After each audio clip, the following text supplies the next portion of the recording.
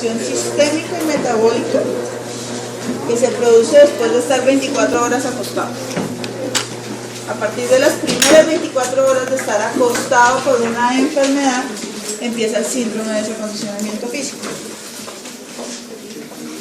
Si yo me quedo acostada todo el día, pues posiblemente no vaya a tener síndrome de desacondicionamiento físico, porque no hay una condición que me lleve a que yo pueda tener ese riesgo. ¿Cuáles son los factores de riesgo? El tiempo que esté acostada, la enfermedad que me lleva a que me acueste, la edad del paciente y el género. ¿Por qué? Porque los hombres tienen más masa muscular que las mujeres. Sin embargo, si una deportista de alto rendimiento y un sedentario tienen síndrome de desacondicionamiento, pues seguramente le va a dar más duro al sedentario, porque se va a tener menos fibras musculares que la persona que tiene alto rendimiento físico. ¿Qué produce? Pues produce alteración en todos los sistemas. Entonces vamos a arrancar por el sistema muscular. En el sistema Ya estamos en modo clase, mis amores, fin del examen. En el sistema muscular se produce hipotrofia. Al disminuir el número de fibras musculares, pues se va a disminuir la contracción muscular. Pues si ustedes recuerdan, la contracción va a cabeza, crina, miocina, se van moviendo, acoplándose la una con la otra, y eso es lo que permite que yo pueda tener una buena actividad muscular. Si las fibras disminuyen, pues la contracción muscular va a disminuir. ¿Cuáles son las primeras fibras que perdemos? Las de los músculos antigravitatorios. ¿Cuáles son los músculos antigravitatorios? Los isquiotibiales y los gastrosóleos. Por eso, los pacientes lo primero que pierden es la capacidad de tener centípedo. ¿Qué es lo que tenemos que tratar de mantener? Pues esa función. Por eso es que hay que sentarlos, por eso es que ponerlos de pie si es necesario, estar cambiándolos de posición con movimientos activo-pasivos o activo-pasivos, según ellos toleren, pero es importante tener en cuenta eso. Los ligamentos también se alteran, el colágeno cambia, acuérdense que hay varios tipos de colágeno. Cuando unos cambian por otras, unas fibras cambian por otras, pues esas fibras de los ligamentos no permiten que tengan la misma elasticidad. Eso, sumado a la fuerza que está disminuida, pues nos puede llevar a que tengamos contracturas y retracciones musculares, además de el compromiso articular. Entonces, ya hablamos del músculo. Al disminuirse la fibra muscular, se disminuye la expresión de los receptores de insulina. Al disminuirse la expresión de los receptores de insulina, pues yo tengo baja tolerancia a la insulina. Entonces, ese es uno de los cambios metabólicos que se producen por pérdida de la fibra muscular. Vámonos al hueso. ¿Qué puedo tener en el hueso? Pues una pérdida de calcio que empieza a las 72 horas y yo puedo llegar a perder el 50% de la masa de calcio en el hueso, en un desacondicionamiento, por la pérdida de la fuerza gravitatoria sobre el músculo y sobre el hueso. Entonces, uno, puedo tener osteopenia o osteoporosis. Dos, puedo tener artrosis o puedo tener estructuración de las articulaciones en una posición determinada. Si eso ocurre, pues es porque no les hemos movido las articulaciones. Tres, que puedo tener osificaciones heterotópicas. Osificaciones heterotópicas es que le sale hueso a uno donde no debe salir, usualmente en las articulaciones. Entonces, perfectamente me sale un pico de hueso desde la espina ilíaca hasta el trocánter y eso puentea y fija la cadera. Y no hay forma de mover esa cadera. Igual que en los codos, que es donde más se da. No quiere decir que no se dé en otros lados, pero en cadera, codos, rodilla y hombros es donde más se dan las osificaciones heterotópicas. Y el manejo, movilizar. O sea, simplemente prevenir. Algunos dicen, pues rompamos eso, quitemos eso, pero usualmente no funciona. Entonces, eso es lo que nos puede pasar en el hueso. ¿Qué nos pasa en el sistema cardiovascular? El músculo se disminuye en todas partes. O sea, no es solamente los isquiotibiales los que tienen hipotrofia, también la tiene el corazón. Al disminuir la fuerza de contracción del corazón, pues todas las fracciones, todos los volúmenes van a disminuir. Y por eso un paciente con desacondicionamiento físico puede tener aumento de la frecuencia cardíaca en más o menos 20 pulsaciones por minuto. ¿Qué nos toca tener en cuenta? Pues esa frecuencia cardíaca, de lo contrario yo no voy a poder recuperar a ese paciente. Yo no puedo llevarlo a un esfuerzo máximo en ejercicio si no tengo en cuenta y si no sé cómo está funcionando ese corazón. Nos puede dar hipotensión postural. ¿Por qué? Pues por éstasis venoso. Puedo tener riesgo de tromboembolismo. ¿Por qué? Por el mismo riesgo. Manejos, pues muy sencillos. Ahora vamos a hablar de manejo, pero pues hay que tener eso en cuenta. Como disminuye la función muscular, entonces la función respiratoria también va a disminuir. Si yo no tengo la misma capacidad de los músculos respiratorios, pues no voy a tener la misma capacidad vital, ni la misma capacidad de inspiración, ni la misma capacidad de expiración. Muchos de estos pacientes tienen compromiso del sistema nervioso periférico, que ya se los cuento, pero eso lleva a que el diafragma se paralice. Entonces, al tener el diafragma paralizado, pues tengo todas las complicaciones pulmonares por falta de movilidad del diafragma. Entonces, también se compromete el sistema nervioso central y el sistema nervioso periférico. Usualmente los pacientes que están hospitalizados ni les hablan, ni les abren la ventana, ni les dicen hoy es jueves 14 de abril, ni les dicen qué pasó ayer en las noticias. No, esto es un misterio, a todo el mundo le hablan cuchicheados o les hablan afuera.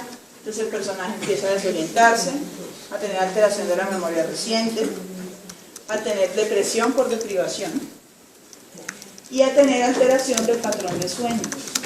Porque cuando ustedes están en una unidad de cuidados intensivos, en muchos sitios la luz vive prendida todo el día y no es tan cerca la luz del sol. Por lo tanto, estos pacientes todo el día creen que es día. Y así lo entiende el cuerpo y así se altera el ciclo circadiano. La otra cosa que se puede producir, y ya es del sistema nervioso central, periférico, son las neuropatías por atrapamiento. Los pacientes que se edematizan demasiado pueden tener túnel del carpo por edema de la muñeca. Pero hay otras neuropatías que son simplemente por mala posición. Y son la neuropatía del peronero por atrapamiento en la cabeza del peroné cuando les dejan la rodilla flexionada y apoyada sobre la baranda. Ese paciente sale con pie caído. O al paciente que lo dejamos con apoyo en el codo, no le llevamos el cubital. ¿Sí? Y hay otra complicación que se llama la polineuropatía del paciente en estado crítico, que es el compromiso, como su nombre lo dice, de varios nervios periféricos, de miembros superiores e inferiores, que por lo general compromete el frénico, que se asocia a intubaciones prolongadas y estados de infección. Entonces, si ustedes tienen un paciente al que no pueden desintubar rápidamente, pídanle una electromiografía. Ese personaje posiblemente, y velocidad de conducción, ese personaje posiblemente tenga una polineuropatía del paciente en estado crítico. Y es muy común. En el sistema genitourinario ¿Es sensitiva motora? puede ser de todos. Digamos que cuando uno los tiene en los grandes grupos, usualmente es axonal y es sensitiva y motora. Entonces, dependiendo de eso, uno se empieza a orientar, pero puede presentarse cualquier cosa. Hay otros que son más específicos, por ejemplo la diabetes sí es sensitiva nutricional y igual que la insuficiencia renal crónica. Cuando uno encuentra una con las 4 características, lo primero que piensa son patologías. Pero puede ser motora solo y axonal si es, por ejemplo, compromiso infeccioso. Entonces, tenemos éstasis urinario, lo que favorece la presencia de infección urinaria, lo que favorece la formación de cálculos. Entonces también tenemos que ponerle atención a eso. Podemos tener estreñimiento, también por la quietud básicamente.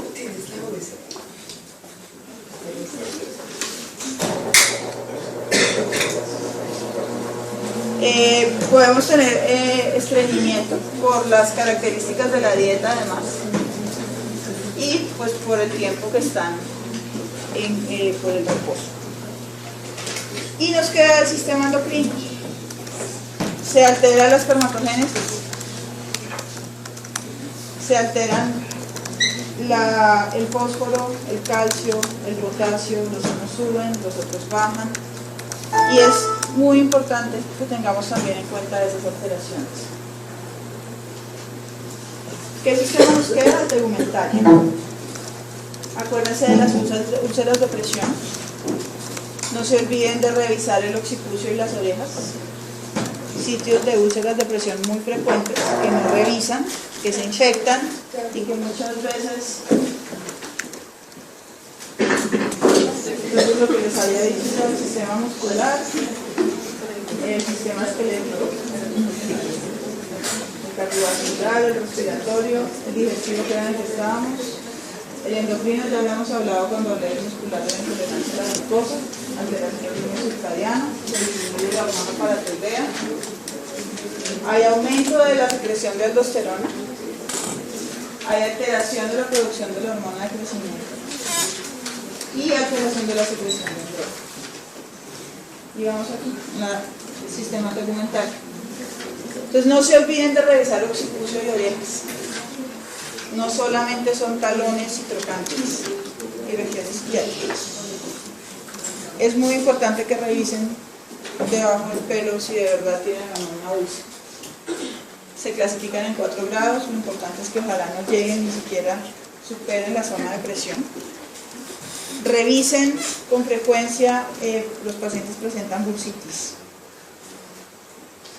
porque pierden peso por los apoyos que tienen, entonces las bursitis trocantéricas son súper frecuentes.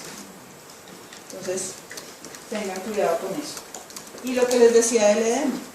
Los pacientes se edematizan con mucha frecuencia y ese edema, por ejemplo, puede terminar en un túnel de carga.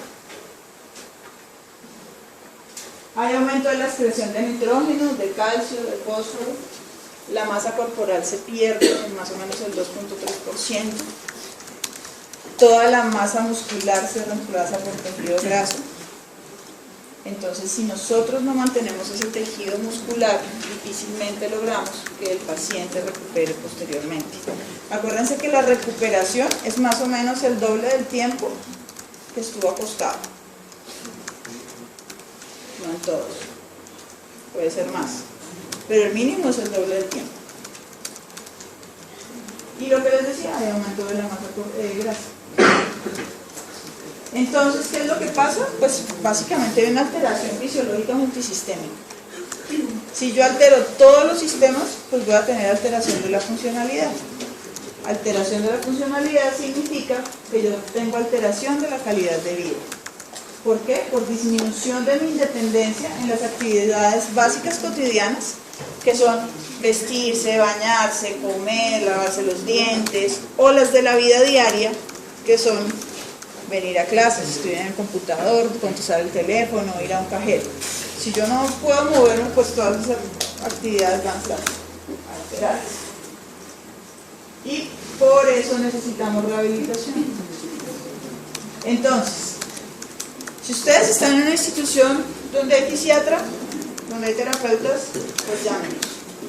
Cuando tan pronto ustedes los hospitalicen y saben que se va a quedar más de 24 horas. Yo no tengo ese acondicionamiento solo en el que está acostado en UCI. A mí también se me desacondicionan las ginecólogas, las de ginecología.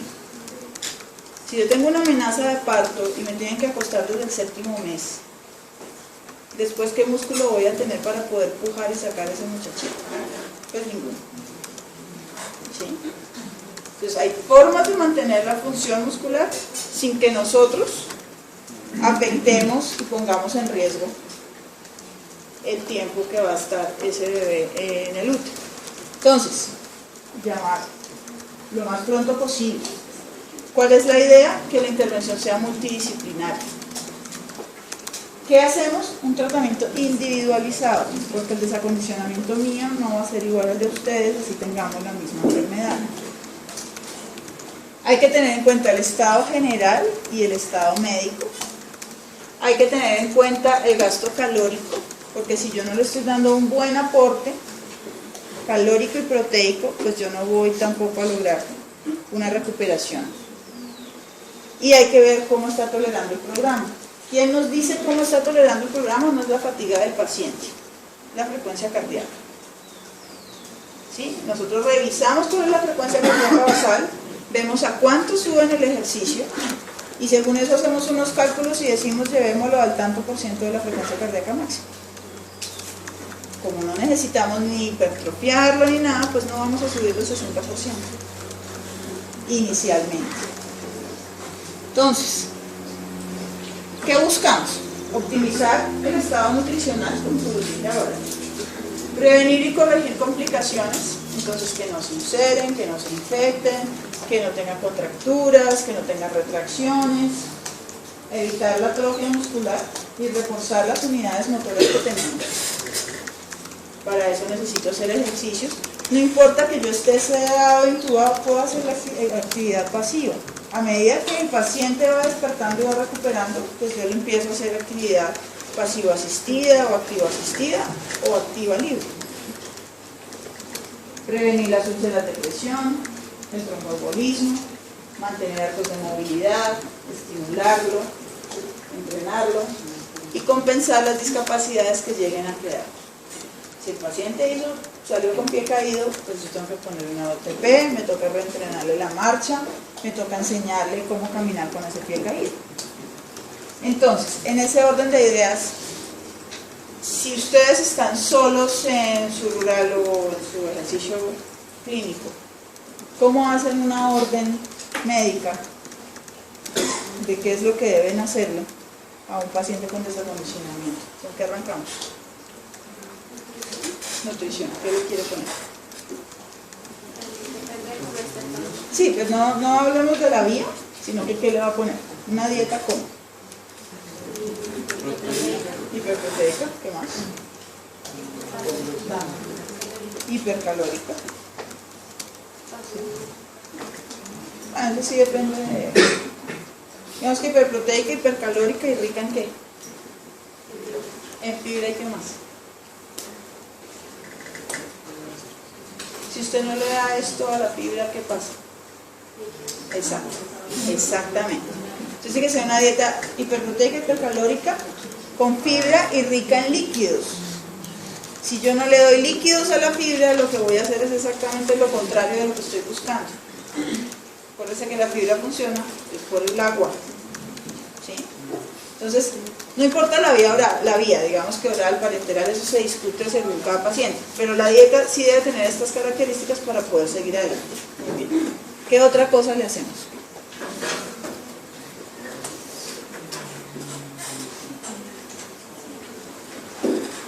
¿Qué más le vamos a manejar?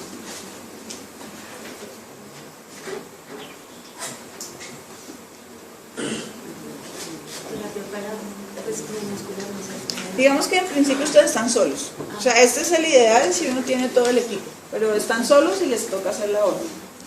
Entonces... como cambios de postura. Exactamente, cambios de posición. ¿Cada cuánto?